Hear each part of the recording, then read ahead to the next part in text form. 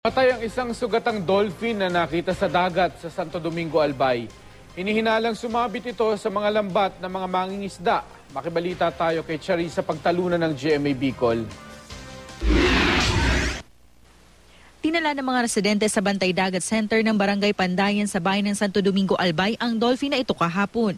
Nakita ito ng mga mangingisda sa dagat na sakop ng Sitio Balete sa nasabing bayan. May mga sugat sa katawan ng dolphin pero buhay pa ito na maiahon mula sa dagat. Pero tuluyang itong namatay bago pa makita ng mga otoridad. Posible po ini yung nakaano sa ikot o sabitang sa palakaya ta darakula man su tama kan lugad na pwedeng darakula man su gamit na ikot. So siguro yung po ang kosa kaning mga lugad kan dolphin. Ayon sa mga otoridad, posibleng matagal na ang mga sugat ng dolphin.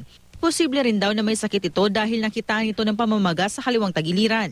Isa sa mga atraksyon sa Santo Domingo ang mga dolphin na makikitang lumalangoy sa dagat. Kaya naman nangihinay ang mga residente dahil may isang dolphin na namatay. Nailibing na ito ng mga residente. Siya rin sa pagtalunan nagbabalita, Pilipinas.